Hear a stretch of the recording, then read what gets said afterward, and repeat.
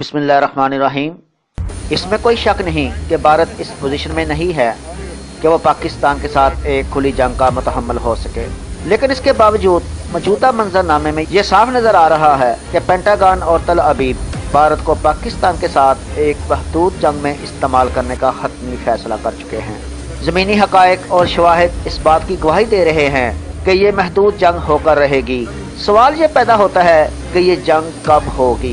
اس کی دو امکانی صورتیں ہیں۔ فرسٹ آف آل، جب بین الاقوامی ساہوکار پاکستان کو معاشی طور پر دیوالیہ کر دیں گے تو اسی دوران سیاسی جماعتوں کی لیڈرشپ اپنی کرپشن یعنی چوری کے مال کو بچانے کے لیے قوم کو آپس میں دستوں گریباں کر کے ملک کو خانہ جنگی کا شکار کر دیا جائے گا۔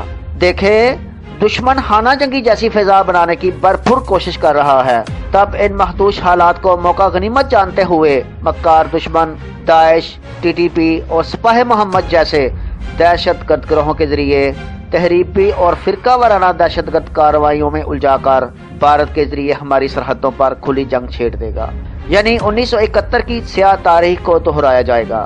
دوسری امکانی صورت یہ ہے، مشرق وسطیٰ میں جب فتنہ گر یہودی تجالی سلطنت کے حصول کے لیے آخری راؤنڈ شروع کرنے کا حتمی فیصلہ کر لیں گے تو اس وقت الحرمین شریفین اور مسلمانوں کی مدد سے روکنے کے لیے پاکستان کو بھارت کے ساتھ جنگ میں الجھا دیا جائے گا۔ ایک اہم بات جو پاکستانی قوم کے سمجھنے کی ہے وہ یہ کہ امریکہ اور اسرائیل نے دہشت گرد گروہ داعش کو جو افغانستان میں بٹھایا ہوا ہے وہ اس لیے نہیں بٹھایا ہوا کہ وہ افغانستان کو عدم استحکام کا شکار کرنا چاہتا ہے۔ افغانستان تو خود 17 سالوں سے امریکی دہشت گردی کا شکار ہے۔ داعش اور اس جیسے دہشت گرد گروہوں کی افغانستان میں موجودگی در حقیقت مملکت اسلامیہ پاکستان کے حصے بحر کرنے کے لیے لک اینڈ ویٹ کی پالیسی کا شاہسانہ ہے۔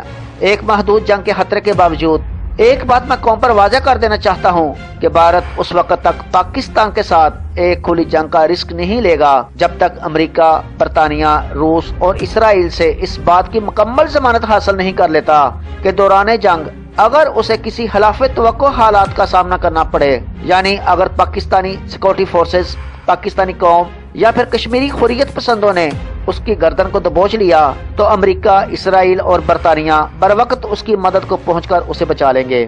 لیکن بہرحال یہ جو دو ممکنہ پہلو میں نے بیان کیے ہیں ان کو پوری پاکستانی قوم ہمیشہ پیش نظر رکھیں تاکہ جذبات کی رو میں آ کر ملک و قوم کا کوئی نقصان نہ کر بیٹھے۔ شکریہ۔ پاکستان پائندہ باد۔